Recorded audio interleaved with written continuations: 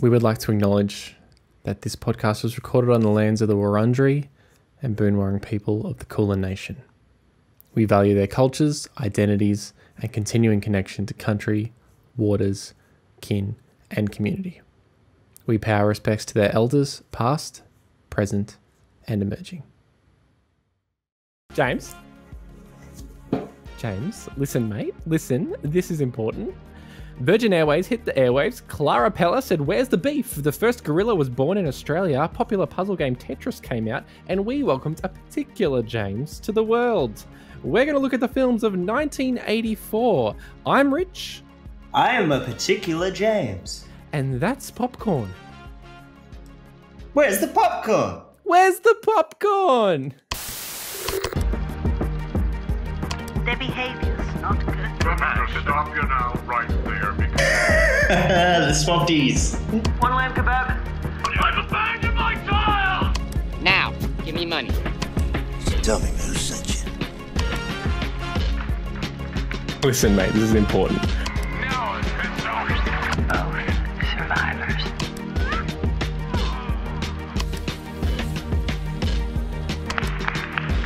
I thought you were real.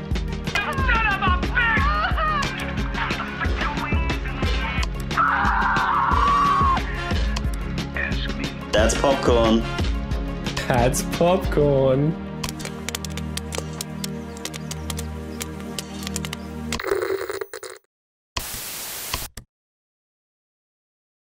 Hello! Hey-oh. Bonjour. Hello, welcome to another episode of That's Popcorn. Episode number 15, James. 15 big ones. 15 big boys. 15 big kernels popped.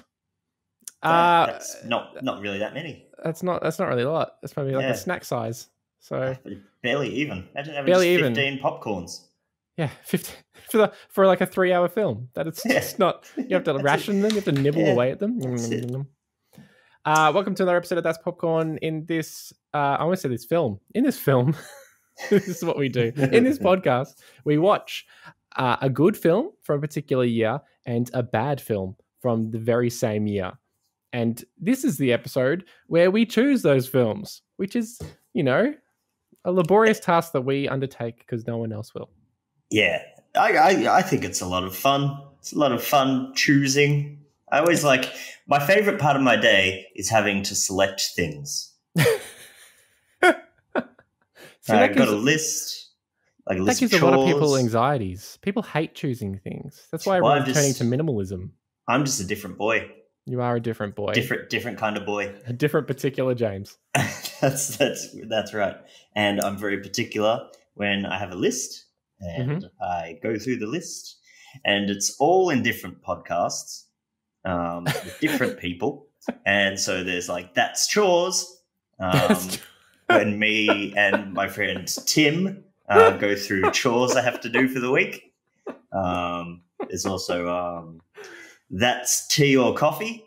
Oh man. Yep, that's somehow that's up to episode 407. It's crazy. Sometimes it's twice a day. just gotta get on the podcast to figure out what drink I'm gonna have. That's it. I'm thirsty. Yeah, but that doesn't make sense because that means this podcast would be about picking popcorn. Yeah, that's true. Well, that's movies was taken. Yeah, that's true.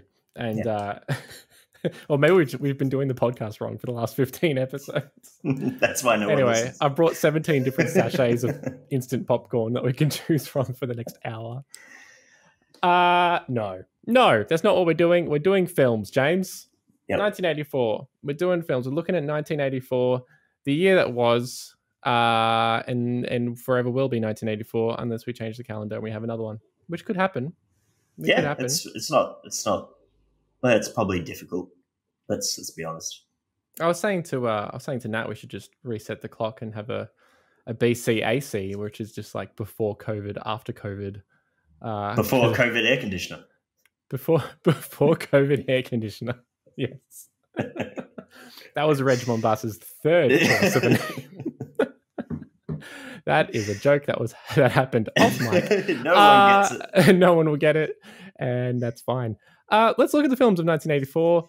Let's kick it off with the good films, and then we'll go one for one because I think that works well. I think it worked well last time. I like it. Yeah.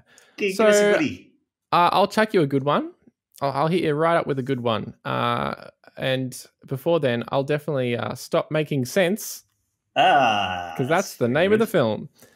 Stop Making Sense. IMDb 8.6, Metacritic 89, Tomato Critic 98, Tomato Audience 100. Yay, deserved. Director Jonathan Demme, not to be confused with Van Damme. Is his name John? John Van Damme? No. Jean-Claude. Jean-Claude Van Damme. That's where I got confused. Director John Demme captures the frantic energy and artsy groove of talking heads in this concert movie shot at the Hollywood Pantages Okay. Theatre in 1983. Oh, well, it's already exempt. No. The band's frontman, David Byrne, first appears on an empty stage armed with only an acoustic guitar and is gradually joined by bassist Tina Weymouth, drummer Chris France, keyboardist Jerry Harrison, and a cadre? C-A-D-R-E. Cadre. Cadre 3000 of backup singers as they perform the band's hits, culminating in an iconic performance featuring Byrne in an enormous suit. Well, didn't realize the synopsis would have spoilers in it, so apologies for that.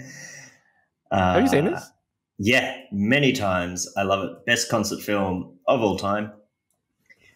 Pretty weird that Jonathan Demme then went on to do Silence of the Lambs, which is a very different film. Yeah, that's not a concert film at all. No, but also takes the idea of a suit to that movie as well. I knew you were going there. Yeah. Different suit, not just a big suit. Yep, not just a big suit. Not just a big suit. Yeah, I wanted to see it when it was at the Astor. I think they do it like each year, and people dance and throw spoons at the screen, which is a weird thing. Just couldn't make it. But yeah, that's that. It's a good one. I dressed up at my 30th birthday as David Byrne in his big suit. I say I do sometimes, but it's just because my suit's ill-fitting. I had like a full bit of wood like in between the shoulders, so it looked like it was huge. It was great. Oh my god, that's awesome. We need pics for the Instagram. I'm sure there's some somewhere. Yeah, somewhere. Want to know a bad movie? I'd love to know a bad movie. And I'll just go into this saying that when I first looked up this movie, the song with the same name got stuck in my head, and it is still stuck in my head at the moment. So the movie is Bolero, in which a 1920s English heiress seeks ecstasy with a sheikh in Morocco and a bullfighter in Spain. That's when you say seeks ecstasy, this isn't like a drug heist. No, I thought that sounds like a much more fun film. Instead, she's actually just trying to lose her virginity. And I watched the trailer and it made me very uncomfortable. I mean, that's what we want from a bad movie, right? Yeah, well, I mean, the critic score, Tomatoes critics 0, Tomatoes audience 17, IMDb 3, Metacritic 13. This is one of those films that's always up there in like the worst films of all time. And yeah, just like the narrator in the trailer was just real creepy, and he's like, "We could only show you the start because the rest is too sexy," or something to that effect. And it just, I'm just like, ugh. That is just like volume and speed away from being like a monster truck announcer. We wanted to show you the rest of the film, but it was too sexy. Oh man, well that's Bolero, hey? Bolero, yeah, and now everyone's going to be singing that. I don't even know who composed Bolero, but it's in my head. It's not in mine. I can't think of the song. Well, I probably can't sing it because we'll get banned. We get demonetized for everything we do on this anyway. No. So one that's like, yes.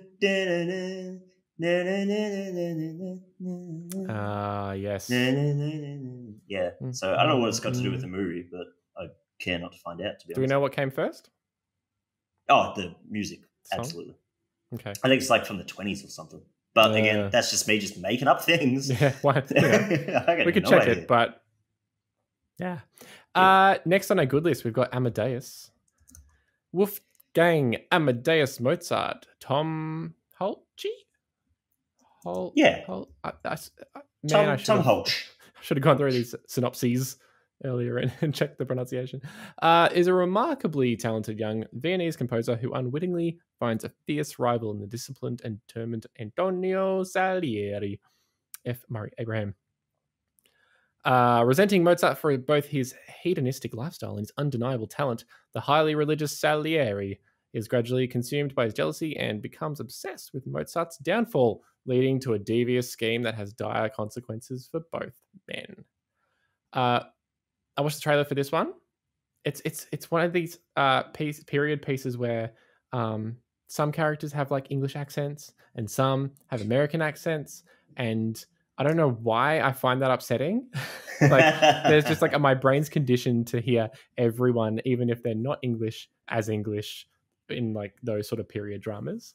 But it's like there's no reason that like an English accent makes any more sense than an American one. Yeah, especially seeing that like Amadeus wasn't even English speaking. Yeah, exactly. Have you seen this? You haven't seen it? No, I haven't seen it. It's very good. It's a very good movie. Okay. Well, good thing it's in the list. Yeah, it's dark but also quite fun. Like it's done really well. Sort of straddles this rope. You know that old saying, straddles the rope. It straddles the rope. Yeah, like man on wire straddles the rope. That's right. I got like favorite or the great sort of vibes from it, from the sort of kind of like modernization of period drama type thing. So that looked interesting to me.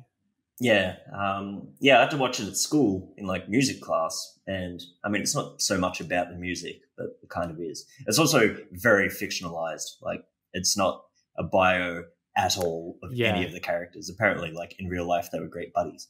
I got that feeling when at the end the narrator of the trailer said, "Everything you've heard is true," and I'm like, "Well, it definitely isn't." That's a lie. The only people that say that are lying. Well, that's Amadeus. Here's with Rock the Me Batman. Amadeus. So there's that song, Rock Me Amadeus, which I think also came out in 1984, so that's exciting. And speaking of which, Body Rock is the next bad film, in which Chili is just a guy from the streets with the talent for breakdancing. When his wicked moves catch the eye of an industry pro, Chili finds his dreams of fame and fortune coming true, for better or for worse. Apparently breakdancing movies just existed in the 80s. Was a big thing. And the trailer for this looked just like I was watching like sort of clips that somebody shot on the street of people breakdancing, mixed with people on a stage, mixed with somebody who just discovered how to do different fonts in After Effects. And so just like every like 5 minutes or 30 seconds, it's like Body Rock in a different effect. A different font. It was pretty rad. rad. Like papyrus or something. Yeah, it was pretty cool. It was very high energy. It sounds a bit like the breakdancing version of Smokey Bites the Dust. With like, yes. I've got all this breakdancing footage. That's right. It was hard to find any sort of reviews on this other than the Tomatoes audience of 45. No, IMDb of 3.8. It's massive. It's pretty big, huge. but it's also audience, and I'm pretty certain that might be the only like 10 people that are still into breakdancing. Yeah. And they just love Body Rock. Damn. Paris, Texas is a place and also a film. A disheveled man who wanders out of the desert, Travis Henderson, played by Harry Dean Stanton, seems to have no idea who he is. When a stranger manages to contact his brother, Walt Dean Stockwell, Travis is awkwardly reunited with his sibling. Travis has been missing for years, and his presence unsettles Walt and his family, which also includes Travis's own son, Hunter, played by Hunter Carson. Soon, Travis must confront his wife, Jane Nastasia Kinski, and try to put his life back together. It's like every synopsis has one word that will just ruin me.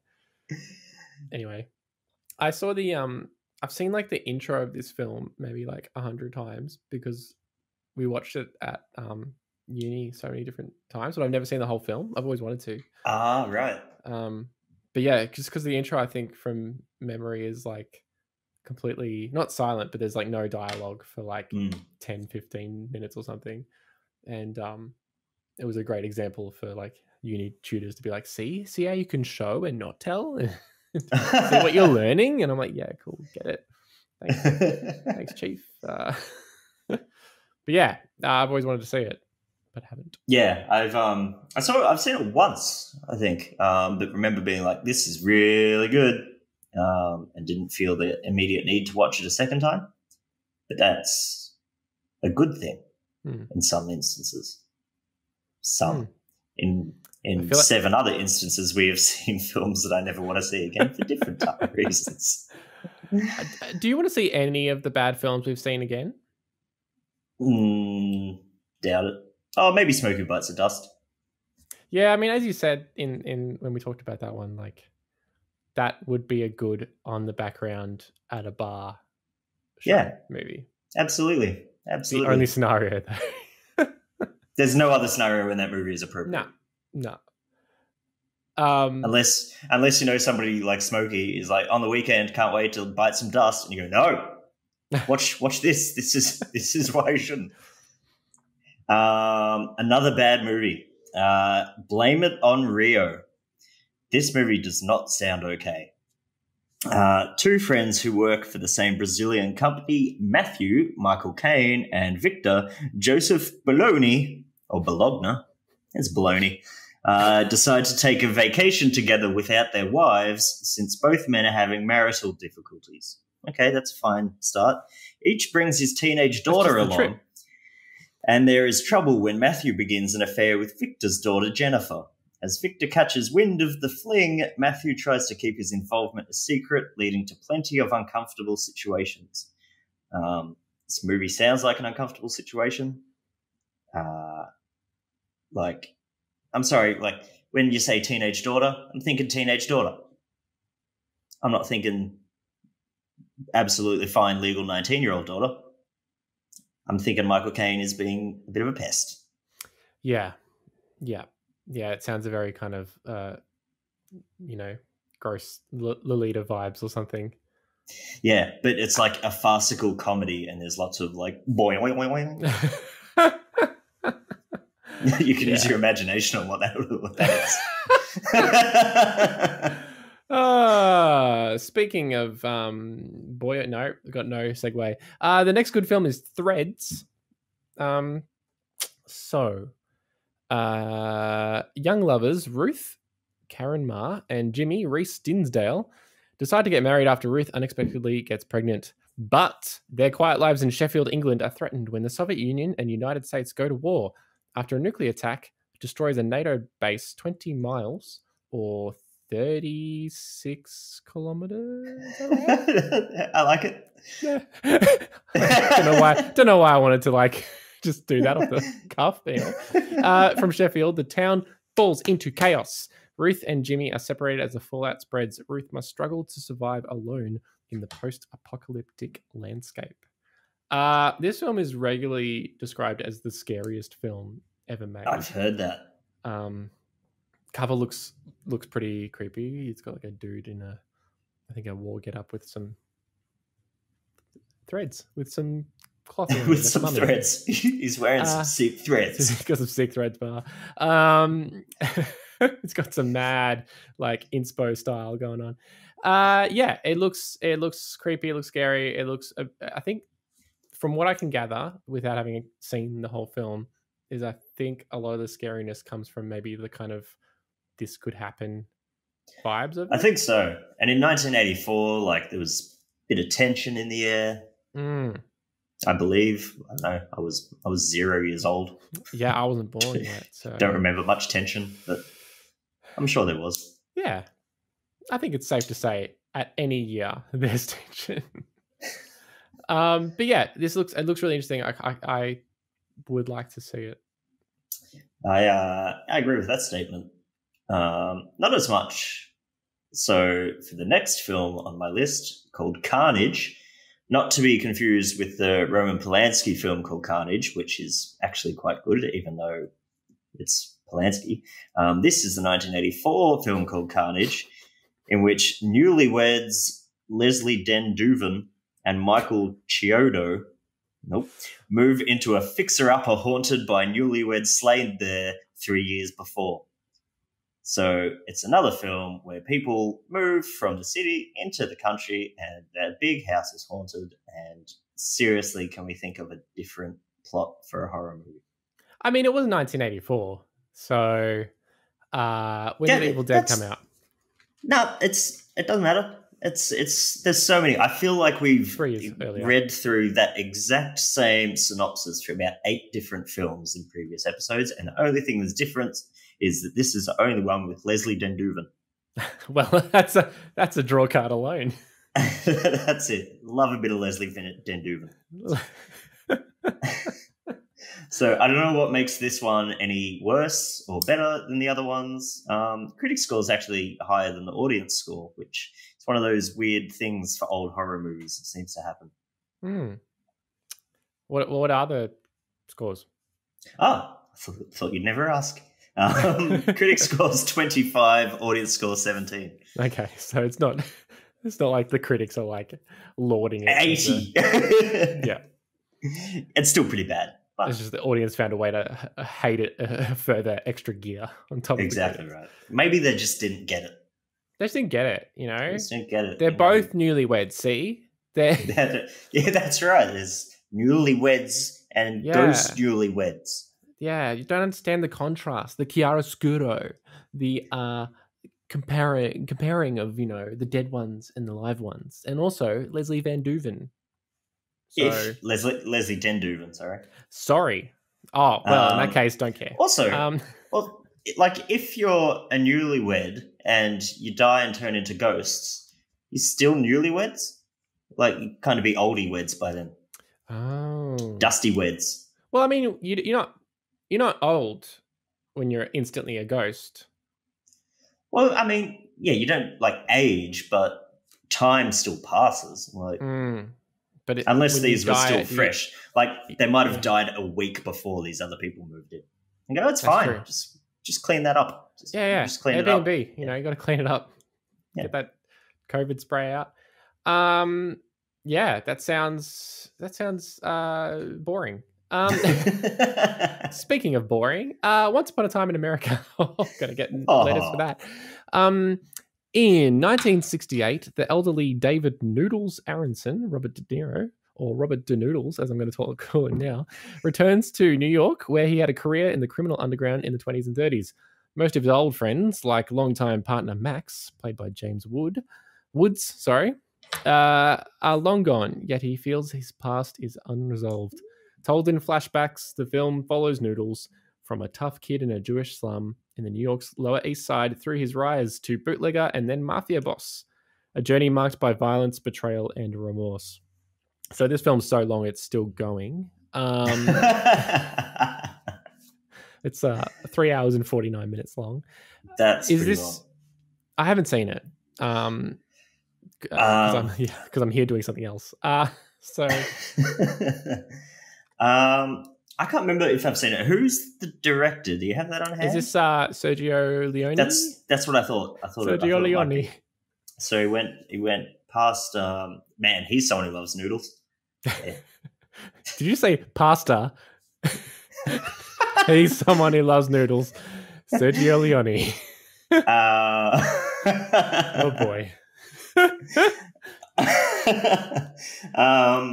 Yeah, I think I've seen maybe parts of it. Don't know. Yeah, I mean, I watched the trailer. It's a lot of, you know, wise guy people. Hey, but it was wise guy. Maybe it was the first of the wise guys. It might have been. It'd be funny if we went back in time and no one spoke like that. And that's just how we think gangsters spoke. You go back in time, they all have English accents. They all sound like Mozart. But yeah, Once Upon a Time in America. I mean, I still haven't even finished. What is it? The Netflix one. The De Niro, Joe Pesci. Oh, The Irishman. The Irishman. I still haven't finished that. I feel like that was longer than 3 hours and 49 minutes. So. Really? Gee, no wonder I haven't finished it. Would have been close. It's a long one too. Hit us with The Bad Boy. That said, hold on. Didn't you want to watch a 17-hour film? Yeah, look, okay. So but that's an art film where nothing happens. This is a lot of wise guys. Yeah, it's a lot of wise guys for almost 4 hours. Rhinestone. Rhinestone's up next.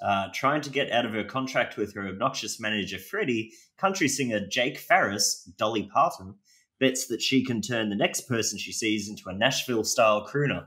Unfortunately, the next person she sees is cocky New York City cabbie Nick, played by Sylvester Stallone, who can't sing a note. Undaunted, she brings her new protege to her tiny Tennessee hometown to train him in all things country, while her ex-boyfriend tries to win her back. Sometimes I hear these synopses. Synopsi. And I just kind of wonder, like, is it worth it that we do this?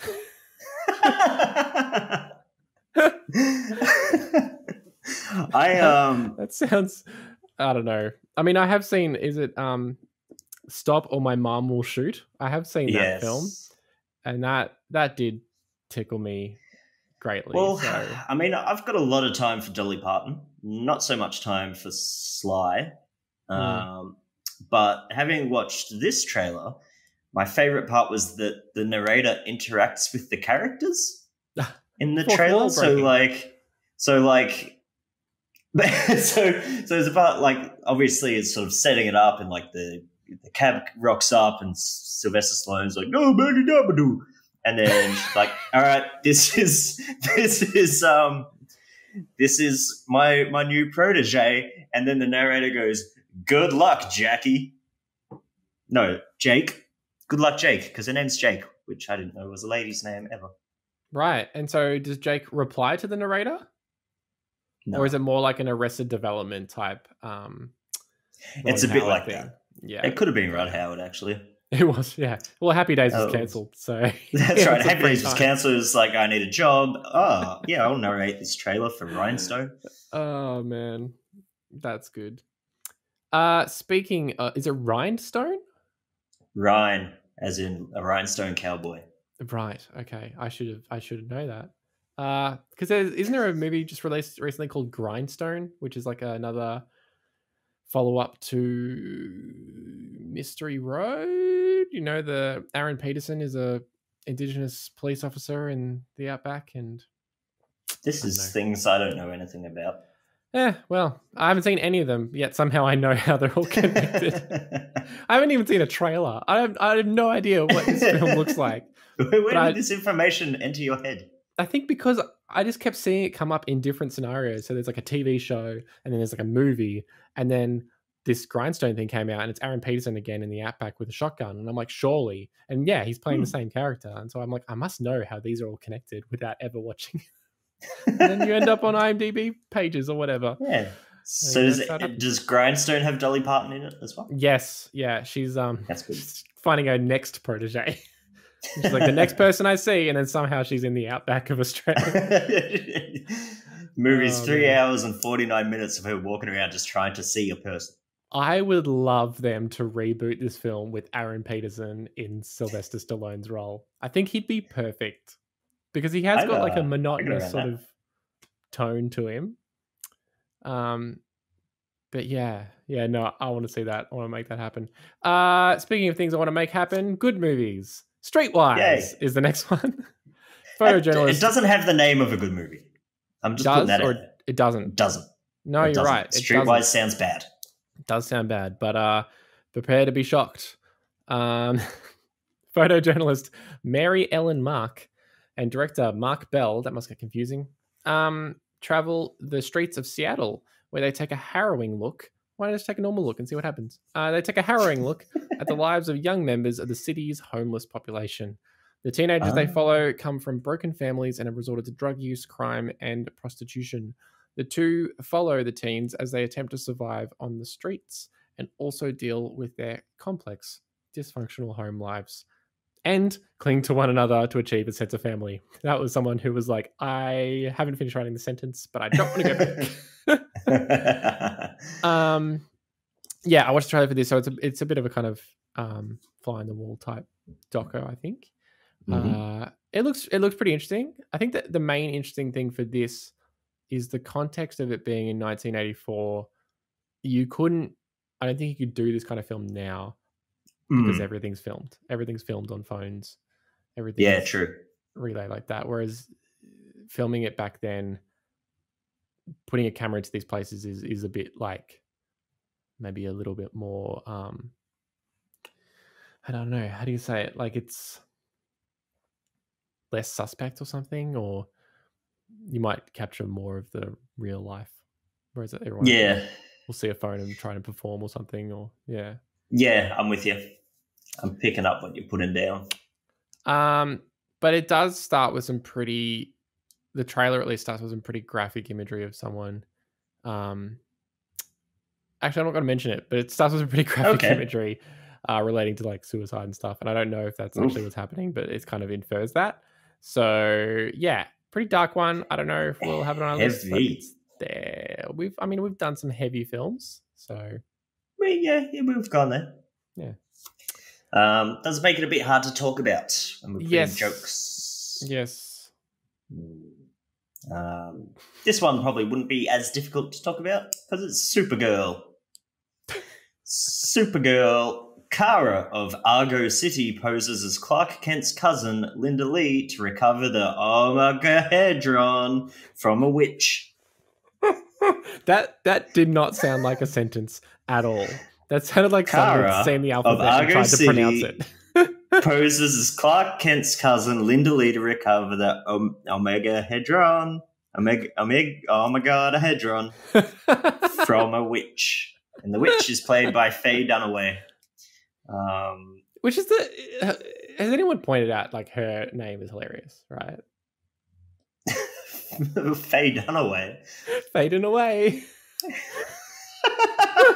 Remember that part of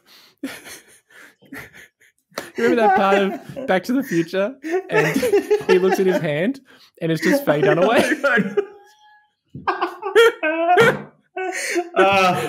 That's the best. That is the joke of the year. Oh my god!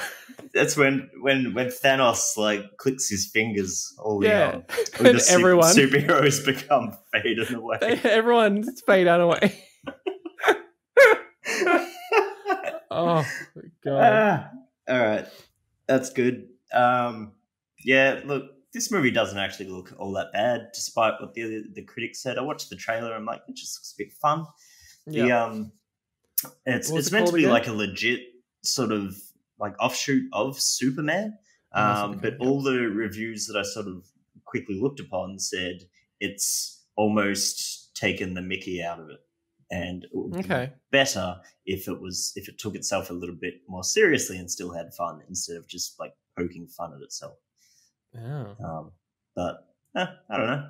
Didn't look too bad. So the trailer just showed like the entire film, so I don't need to see it. It's done. Next. Yeah, I mean, there's some bad Superman films too. Like, is it Superman 2 with I think Superman 3's got Richard Pryor. Yeah, maybe it's 3, and the whole premise of that they copied for Office Space. Yes. Yeah, which is great. Can you just say something? Okay. Oh, good. You went quiet for a second. I was worried the mic had come on. I was drinking. Sorry, I can't talk while I'm drinking from my cup. It was before then. Great. That's my best Sylvester Stallone impersonation. Hello, Adrian. There's a bit in. Boy, I'm gonna be a country singer. There's a bit. I think I've shown you this before, but there's a bit in "Stop or My Mom Will Shoot" where he says, "What if her love is driving me nuts?" Have I shown you this before? I don't know. And he's like, I think he's talking to someone and he's like, oh no, it's just like your mom, or maybe it's a partner, I don't even care. It's like, she just loves you so much. And he goes, the line is, what if her love is driving me nuts? But Sylvester Stallone says, what if her love is driving me nuts? And it's the best thing. I watched it on repeat. What if her love is driving me nuts? What if her love is driving me nuts? You want to do another take on that? What if her love is driving me nuts? What if her love is driving me? I'm becoming like Milo Kerrigan. You're Milo Kerrigan now. Anyway. Yes. What if her love's driving me nuts? Is the original title for This is Spinal Tap. No, it's not. Which is the next film in our good list. This is Spinal Tap shines a light on the self-contained universe of a metal band struggling to get back on the charts, including everything from its complicated history of ups and downs, gold albums, name changes, and undersold concert dates, along with the full host of requisite groupies, promoters, hangers-ons, and historian sessions, release events, and those special behind-the-scenes moments that keep it all real. Yo, 1984, if you're writing a synopsis, stop with the lists and then adding more lists within the one sentence. Yeah, this is Spinal Tap. Classic film. Hilarious. One of my favorites. One of the greats. IMDb only gave it 7.9. But they're wrong. They're wrong. I think there's just people that go on IMDb and they're like, this made me laugh. 2. Yeah, I loved this movie, and then I got it on DVD, and there's like a whole extra movie of additional features, and then there's the audio commentary done by the members of Spinal Tap, which makes it like a third movie. Yeah, and it's all just hilarious. I love it. I love it. Love it. I miss DVD commentary. I used to watch a film and then I'd watch it with the commentary. And if there was more than one commentary, I'd watch it and then I'd watch it again with like every different commentary. So I've like seen Resident Evil like 6 times because there's like 5 different commentaries on there, but I don't remember anything of the film. But yeah, you don't get that anymore because they don't put it on like Netflix or something. That would be a good addition. Like if you paid an extra $2 and you could get the commentary. I was hoping for that with Amazon Prime because they've got that. They've got the X-ray feature. Yeah, which is great, right? It's got like in theory it's great, but like no one ever uses it. But yeah, just give me some commentary, you know? Even like VHS. On that same thought, I think every film should be narrated by the members of Spinal Tap. That's true. Yeah. That would be good. Audio commentary by Spinal Tap. Every film. Yeah. Yeah. Every all of them. All the films. I also love like everything that Christopher Guest has done since this. I think they're all great. Best in Show, Waiting for Guffman, Mighty Wind. Mascots wasn't very good. I will put that out there. I didn't see Mascots. Oh, that was the more recent one, wasn't it? Yeah, quite recent. So much so that I got halfway through it and then he showed up and I'm like, oh, this is a Christopher Guest film. I thought this was a bad impersonation of a Christopher Guest film. And they're in A Mighty Wind as well as a band again. As the folksmen? Yeah. Which is a funny kind of like... They played a concert a few years ago now where they did Spinal Tap songs and folksmen songs and it looks really good. So have they played all of these songs and can play them? Yeah. That's pretty cool. They're like legit. That's pretty cool. Very clever boys. The who's the actor from A Mighty Wind who passed away recently, and he's got that like monologue scene at the start of Mighty Wind where he came up with the catchphrase "What happened?" I can't think of his name. Thing. Yeah, he's very funny. He's in Spinal Tap very briefly. Oh, is he? Yeah, he plays like the pilot at the Air Force base. He's only in it for like a minute. I can't remember what his name is at all. But it's gonna come to me through the power of the internet. Because I'm like trying to do it so quickly, I can't actually think about how to even search anymore. What's he in? A Mighty Wind? Mighty Wind. Is he also in Anchorman? He might be. Yep, this is great podcast material. Here we go. His name is Fred Willard. Fred Willard. Ah, damn it. The inaugural Fred Willard race, where Yes. two people try to find out what Fred Willard's name is. Yeah, he's got this great scene at the start of A Mighty Wind. I think it's A Mighty Wind. Unless it was yeah, it is. No, Mighty yeah. Wind. Yeah, Mighty Wind is that one. Yeah, and his character in Best in Show is like the commentator for the dog show is hilarious. Oh, so good. Well, we're just gonna watch those films. Sorry, podcast over. Yeah, that's it. All right. Want to know a bad film, Richard? I do want to do a bad film. A bad film. Where the Boys Are, 84. I haven't seen the first 83 of Where the Boys Are films, so it's going to be a bit difficult. Oh, man. 4 college co-eds, virginal Jenny, outgoing Carol, wealthy and spoiled Southern belle Sandra, and horny Laurie travel to Fort Lauderdale for their Easter week of spring break and become involved in a series of adventures and misadventures, which include the naive Jenny being pursued by musician drifter Scott and Sandra's snobbish musician cousin Camden. Meanwhile, Carol is seeking a break in her relationship with the jealous Chip, who follows her down to Florida. Sandra pursues a romance with a local policeman, Ernie, who arrests her on the first night for being drunk and disorderly, while Laurie just seeks any man she can get her hands on. Wow. That's the entire movie. That was a lot. This looks awful. So obviously, like, Revenge of the Nerds and all those kind of movies came out, and then people said, oh, we need it from the girls' point of view. And I think they just wrote a boy movie, but then just replaced it with girls. Right, okay. It looks and very for some dark. reason didn't perform well. Oh, what a surprise. Yeah, who would have guessed? Who would have guessed? You know who might have guessed? Who would have guessed? If only I hadn't done Spinal Tap.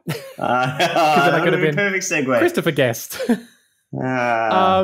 Nausicaa of the Valley of the Wind. Thank you for this short synopsis. A princess learns the truth about a toxic forest and battles an evil ruler's plans to destroy it. The end. That's so very it's good. Avatar. Yeah. An evil ruler is that one that just has inches. Yes.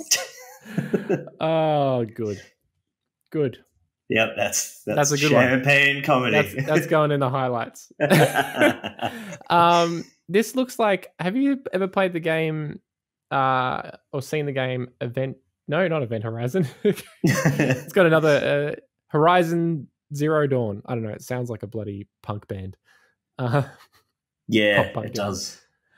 Horizon Zero Dawn. So it's like set in the future or something, and the world's gone to shit. And yeah, I think it looks like they've taken a lot of inspiration from this. I think.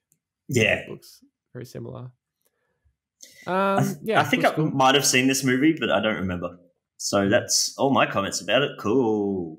Yeah, it's a Miyazaki film. Yep, good. Cool. Animated. We don't talk about a lot of animated films. No, they don't come up a lot.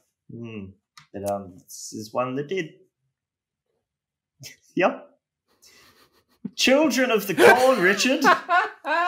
Children of the Popcorn. Oh God! Speaking of uncomfortable, yeah. Children of the Popcorn. Hit us up. Children of the Popcorn. As physician Bert Stanton, good name. It's a solid name. Bert Stanton and his girlfriend Vicky drive across the Midwest to his new job. Their trip comes to a sudden halt when they encounter the body of a murdered boy in the road. In trying to contact the authorities, Bert and Vicky wander into a small town populated only by children, followers of sinister young preacher Isaac Kroner. Soon the couple is fleeing the youthful fanatics who want to sacrifice them to their demonic deity. Okay. Spooky. Is this the like One of Us thing? No. Well, that's Freaks. That's like that 30s film. One of Us. Yeah. Okay. But I think there is some sort of chanting that's quite similar.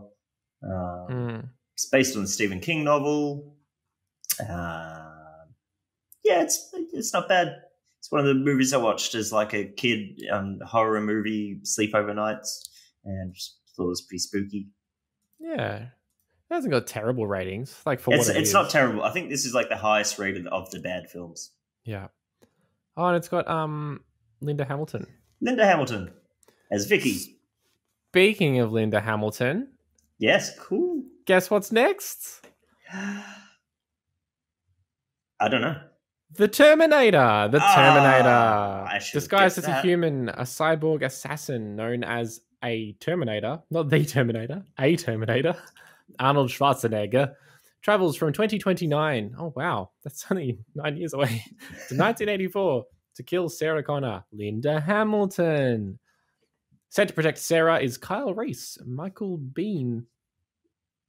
Bean? Mr. Bean. Mr. Bean.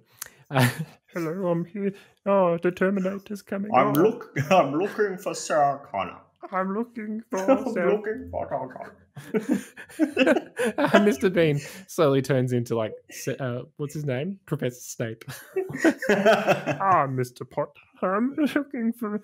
Imagine Rowan Atkinson playing Severus Snape. Anyway, who divulges the coming of Skynet, an artificial intelligence system that will spark a nuclear holocaust. Sarah is targeted because Skynet knows that her unborn son will lead the fight against them. With the virtually unstoppable Terminator in hot pursuit, she and Kyle attempt to escape.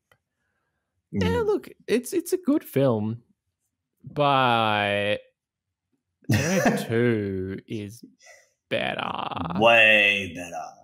I think. Yeah. From I mean, the memory. first Terminator is more of like a horror movie Yeah. with a bit of action, whereas Yeah. Terminator 2 is like full action. Full action. Sexy, sexy, Sexy, sexy. sexy, sex. But yeah, it's got a 100 tomato critics rating. Can't get any higher. They're the most plump, beautiful sheened tomatoes you can get. Yeah.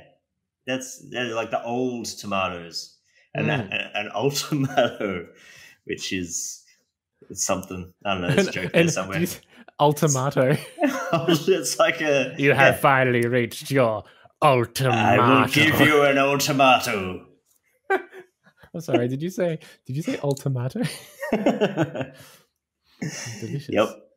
Delish. Yeah, I've only seen this once ever. Once ever. Yeah, same. Yep. Okay. Seen this movie once ever. That's none times. Missing in action. Colonel James Braddock, played by Chuck Norris, survives a brutal stint in a Vietnamese POW camp, but he believes that even after the war ends, enemy forces are still secretly holding American men captive. Eventually, he's tapped by the president to go overseas, search for US soldiers who went missing years ago. Once in Saigon, Braddock learns that his suspicions are correct, so he teams up with the reckless fellow veteran Tuck and stages a violent rescue mission in the jungle. Right. I feel like it probably shouldn't have just been up to him. The president should have gone, we're going to send an army in, we're going to do this. Or at least a bit of a group. Yeah, a group. It shouldn't be up to him to go, you know what, reckless fellow veteran Tuck that I just met in this bar, let's go save some dudes. Yeah, and I suspect the reasoning for sending just Chuck Norris is what's Chuck Norris's name in this? Does it say? Yeah, James Braddock. James Braddock. For sending James Braddock was to be like discreet, right? Yes. Yeah, that's what it would be. It's like we can't let anyone know about this. But then he teams up with the brash Tuck, and I assume he's brash. And then just goes into the jungle and kills everyone. Yep. Yeah, cool. Discretion. Yep. That's it. Nice work. And the idea of the film being called Missing in Action seems a bit weird because I feel like he's making himself very well known where he is. It's got like rocket launches and stuff. Like, where's Reckless Tuck when we need him? Surely that explosion down the road's got nothing to do with where he might be. Maybe it's a Robin Hood remake, and it's Friar Tuck. What's his name? James Braddock. James Braddock. It's a type of hood, I think. I don't know. Don't look it up. No. You know, when you got a coat, you got a Macintosh on, you put your Braddock on. Yeah, okay. It's definitely a thing. Yep. Cool. Yeah, look, that sounds great, James. Yep. Moving on. Times. Speaking of times, and time traveling, we've got the Times of Harvey Milk. Operating from his camera store in San Francisco's Castro district, charismatic Harvey Milk is defeated 3 times before being elected to the city's Board of Supervisors, making him California's first openly gay public official. On the job, he meets fellow supervisor Dan White, a homophobic ex-fireman from whom Milk develops a troubled working relationship. White grows increasingly disgruntled, resigns from his position, and subsequently assassinates both Milk and Mayor George Moscone. Spoiler alert. Spoiler alert. It's a documentary, this one. I think it is. I'm pretty sure. Now I'm not sure. Because there's the Sean Penn. There is the Sean telling Penn of this story. So I guess it would be interesting if there was already another existing telling of this story that was rated quite highly. Yeah, documentary. Directed by Rob Epstein. Well rated film. I think a lot of people might know bits and pieces of Harvey Milk's life already. A bit tragic, but big voice for LGBTIQ plus people in America. That's it. What's it called? The Life and Times of Harvey Milk? Just the Times. Just the Times of Harvey Milk. Not the life. Unfortunately, no. Speaking of unfortunately, Protocol. There we go. I'm good at this. Nailed it. The US needs to convince the visiting Emir Khalid of Otha to allow an American military base in his strategic realm. Clueless nightclub waitress Sunny Ann Davis accidentally spots and stops a terrorist shooting at the president and his royal guest. Her naive comments charm the press, so the State Department recruits her for its protocol. She falls in love with charming Middle East desk chief Michael Ransom, who resigns rather than help trick her into a contract mission to Otha, where the Emir's plan with her unexpectedly stirs a revolution. Stars Goldie Hawn. Oh. It's just a lot of yelling and it being like, oh, I'm way out of my league here. I thought this was a barbecue. That's a line directly from the trailer. Is it really? Yep. Great. So is this like a comedy then? Or? Yes. Yes, very much so. Righto. Cool. Well, I mean, I think that's the intention. Oh, Goldie Hawn. She's quite funny. America's darling. She's still alive? She is, isn't she? Yeah, she's fine. Kate Hudson's mum. Yeah. Kurt Russell's partner. I don't think they ever got married. Kevin Bacon's godmother. No, I don't know. Okay. Well, that's speaking of protocol. Our protocol is to go from a bad film to a good film, and I will do that now. That's real good. 28 Up. 28 Up. 28 Director Up. Michael Apted interviews the same group of British-born adults after a 7-year wait as to the changes that have occurred in their lives during the last 7 years. That is a poorly written synopsis. Basically, every 7 years he interviews the same people, and you follow their lives over it. And this is the 28. Yeah, so that'll be the fourth one. Yes. Yes. Yep.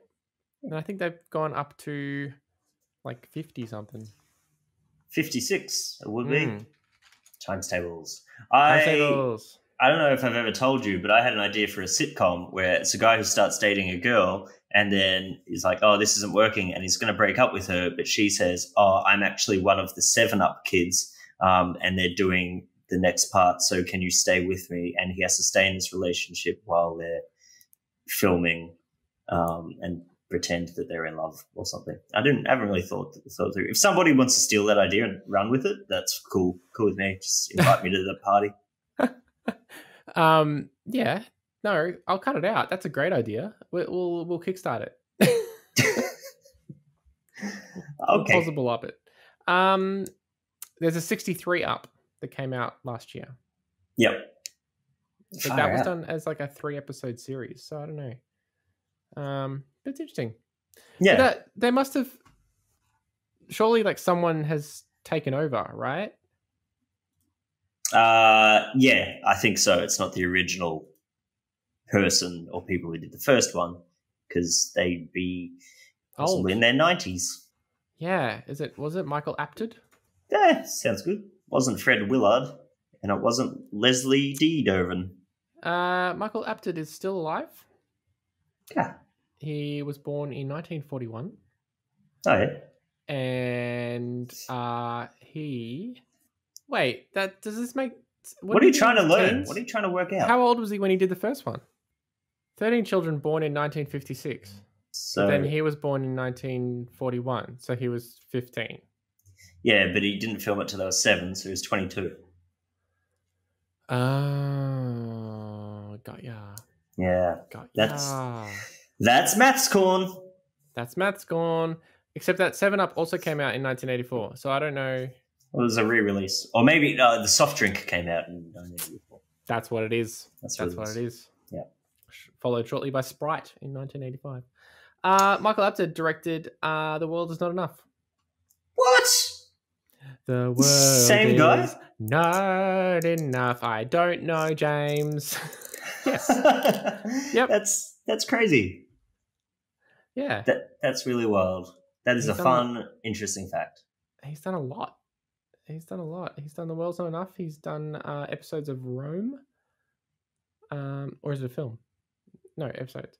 And he's done a film called Amazing Grace that has that man in it, whose name I don't know. No, sorry, my cat is just being very loud and wants to sing. All right. Into that song. Yeah, anyway, that's our Goldie Hawn 28 up tangent. Give me a bad film. Bad film. Probably could have segued this better because this film is called Exterminator 2. A vigilante played by Robert Ginty retrofits a garbage truck with armor and machine guns for wiping out street punks. This movie sounds awesome. How does it have a critic score of 0? Did you say Robert DeGinty? No, this is Robert Ginty, played by Robert Ginty. Robert Ginty. Robert DeGinty's We've got Robert De Niro, Robert DeGinty.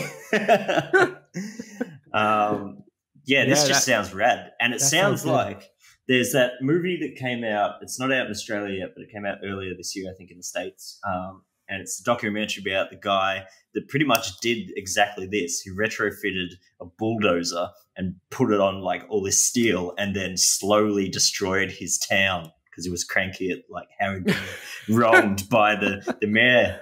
And and it's like a pretty tragic story by the end of it. But I feel like he watched Exterminator 2 and went, works for them. This is a good idea. Yeah. I'm going to destroy the library by driving a armor-plated bulldozer into it. Speaking of Exterminator 2, today's the day of segues. The killing fields, because you go to a field and you kill everything in it, and that's what exterminators do. Yep. Not what is happening in this case at all. New York Times reporter Sidney Scharnberg, played by Sam Waterston of Law and Order fame, I want to say. Yeah. Yep. I think he's in Newsroom as well. He's always like the same character, it seems. I did not recognize him in the trailer, actually, because he's young and bearded, and I was like, who's this guy? Is on assignment covering the Cambodian Civil War with the help of local interpreter Dith Pran, played by Hangus, and American photojournalist Al Rockoff, played by John Malkovich. When the US Army pulls out amid escalating violence, Scharnberg makes exit arrangements for Pran and his family. Pran, however, tells Scharnberg he intends to stay in Cambodia to help cover the unfolding story, a decision he may regret as the Khmer Rouge rebels move in. The killing fields. This looks pretty like not much joking in this film. Yeah, heavy. Yeah. We're surprised because John Malkovich loves a joke. Yeah, this is the John Malkovich that's like just telling everyone to F off all the time. Oh, that John Malkovich. Yeah. That one. Yeah, there's 3 John Malkoviches. There's F off one. There's like F off one, but it's funny. And then there's Spike Jonze. Yep. John Cusack. I don't know. Yeah, that's the Killing Fields. Not even going to try. Chud. Chud. CHUD, which stands for, which I saw in the trailer, cannibalistic humanoid underground dwellers? Might be dwellers?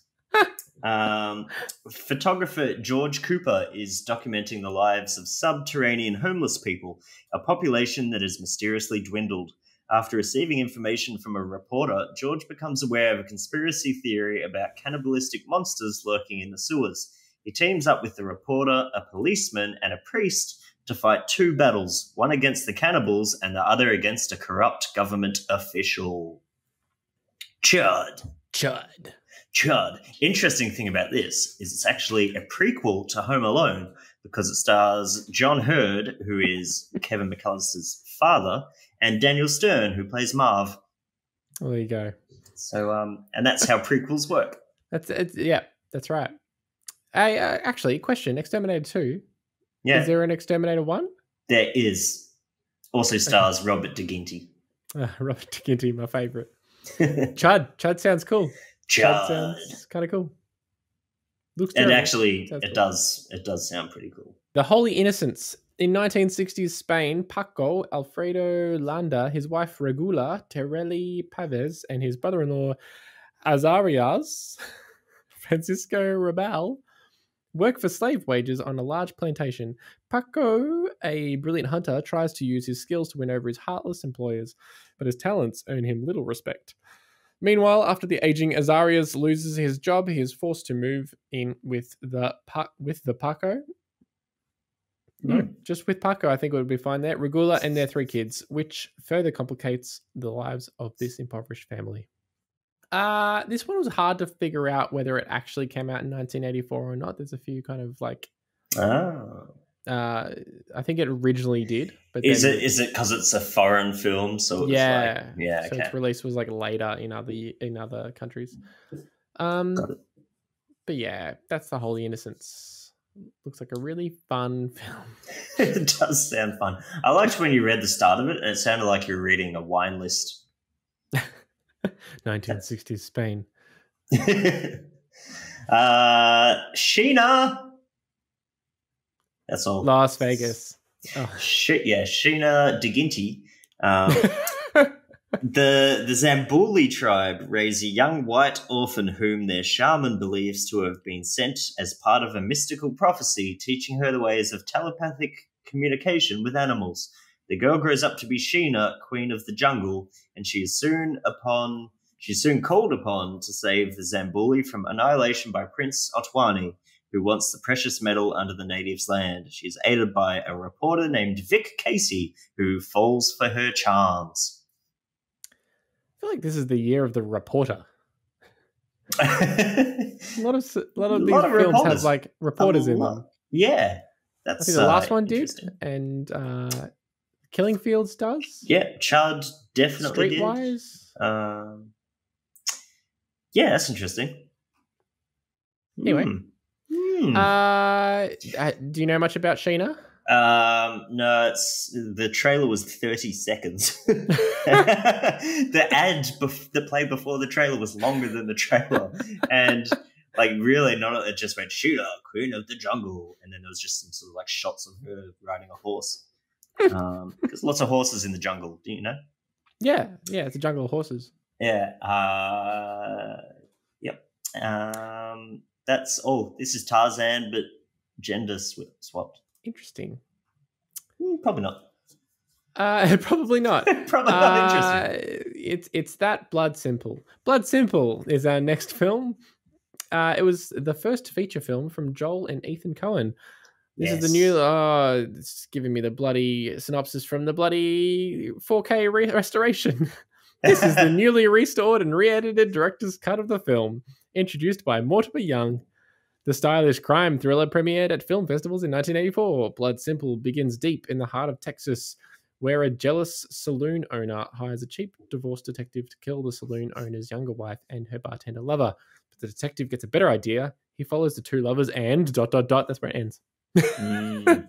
I don't know. There was nowhere to click, like read more. So that's just it. So like that's it. That's so Coen Brothers though, isn't it? That's just totes Coen. That's totes Coen. That's so good. Coen. This actually looks really interesting. I watched. Have you seen Blood Simple? I have seen Blood Simple. Oh, okay, cool. It's very cool. I got like I never heard of it, and it's at least the trailer gives me like No Country for Old Men vibes. Yeah, which is interesting because I thought like all of their films up to No Country for Old Men were very kind of like a bit kooky, you know? Yeah. I mean, this sort of has its Coen-esque moments, but it's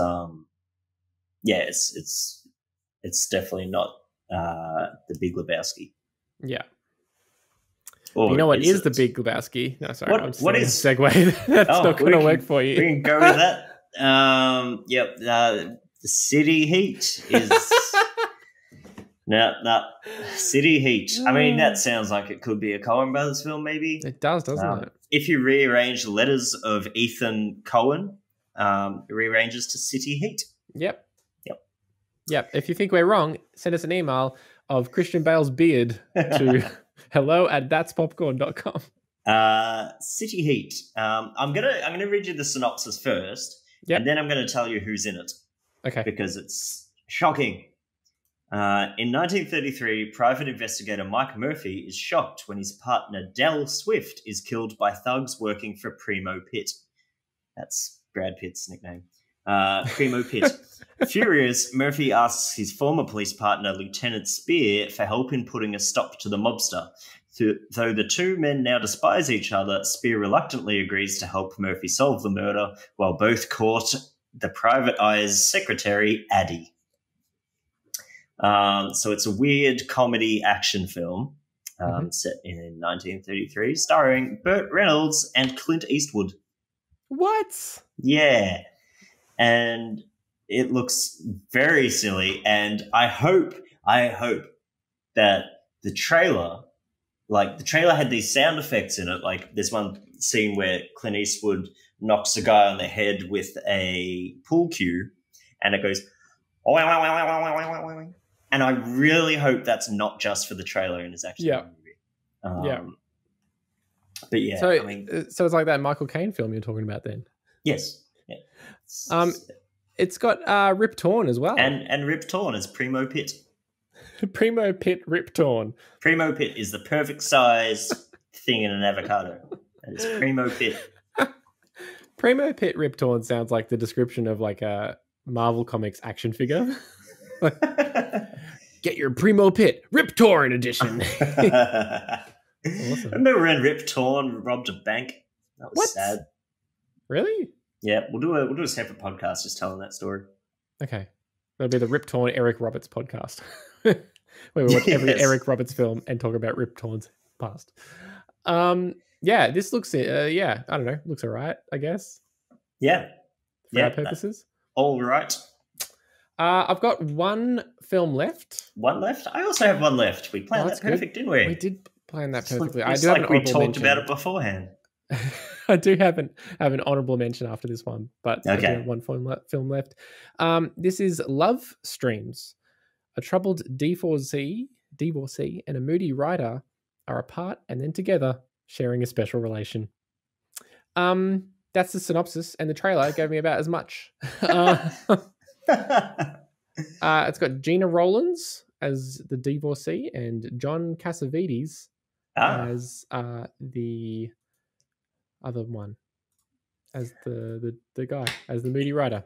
Is that the guy? Hold on, I'm just going to see if that's who I think it is. Just wait, bear with me. Bearing. No. Bearing. No. I'm bearing. No, it's not who I thought it was. We can move on. John Cassavetes also directed this film. Yes, okay, that is the other person I thought it was. What's the ratings for this? Because I've never heard of it.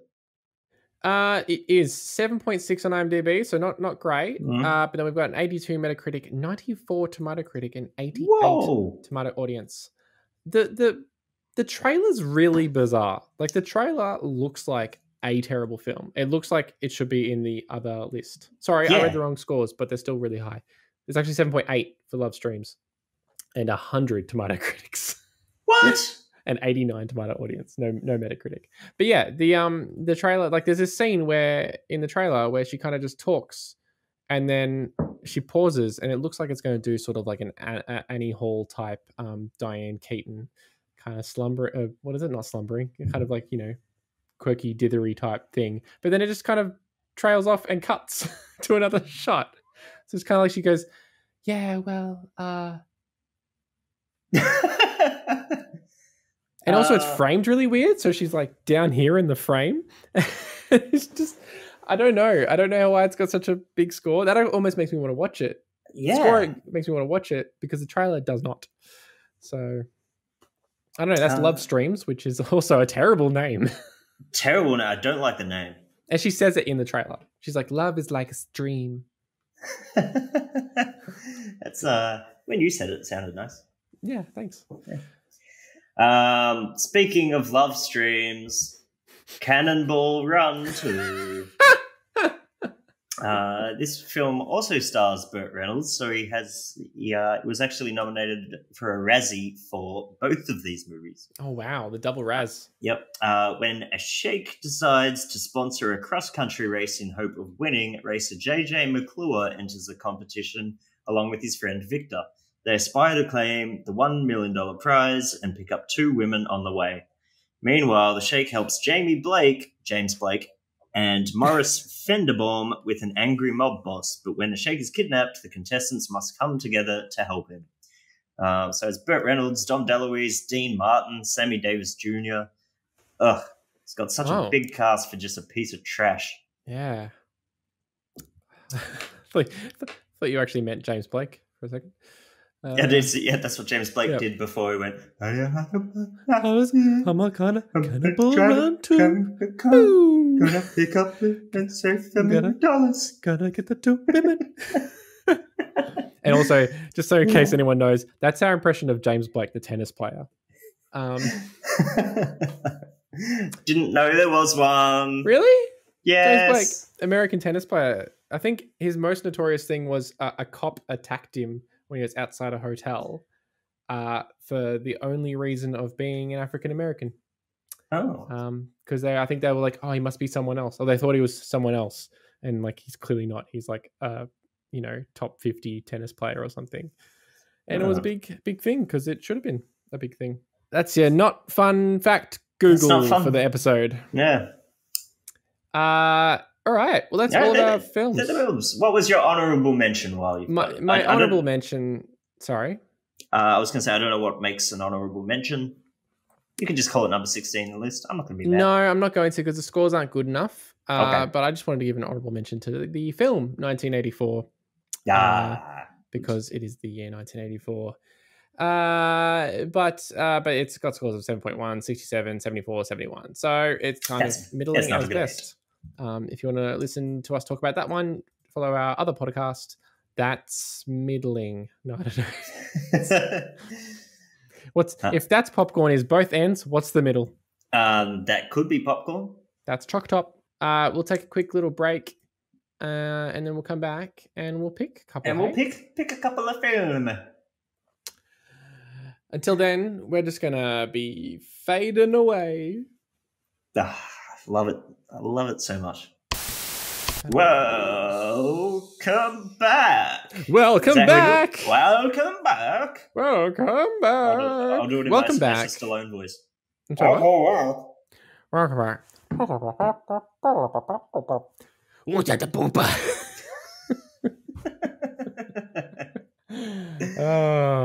All right. What do you want to see this week? Yeah, what look. What do you want to spend your eyes on? We've got. I'll give you my top 3. Okay. Please do. We looked at Stop Making Sense. It's not in my top 3. I'm sorry. We looked at Amadeus, American accent, Wolfgang Amadeus. Too much, hate it. Not in my top 3. Once Upon a Time in America. I don't have 7 years to watch that film. Streetwise, too dark. This is Spinal Tap. Seen it. Nausicaa. Fine. The Terminator. Seen it. Times of I don't need to go through the whole list. I don't know why I'm doing this. My top 3 is actually pretty simple. It's Blood Simple. Is it Blood Simple? That's good. Is in my top 3. Threads is in my top 3. Mm-hmm. And Paris, Texas Good. are my top 3 from the good list. Happy with those in the top 3. All right. Out of those, critics wise, what's the top of the top?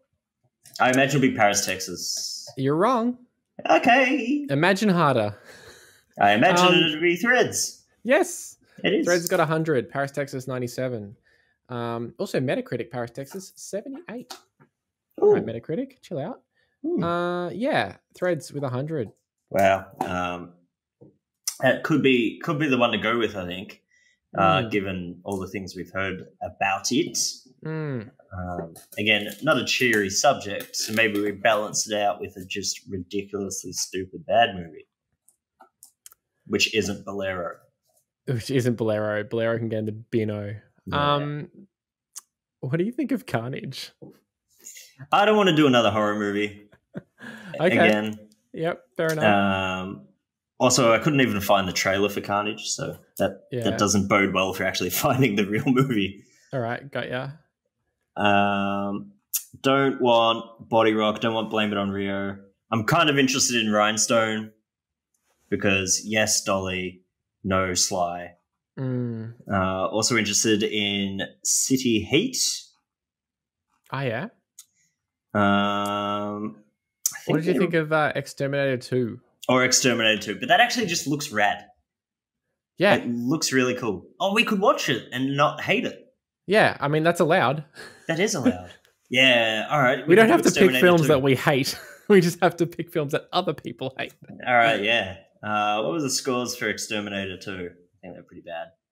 Critics 0. Tomatoes critic 0. Tomatoes audience 31. IMDb 4.5. Yep, we could do Robert Ginty.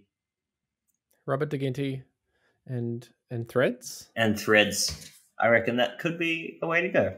Yeah, I think there might be a bit of like, like there's a massive war type thing going on in Threads, and Exterminator 2 is kind of like a vigilante guy taking it back, It's that's it. And maybe like war could be avoided if we had more retrofitted garbage trucks. That's right.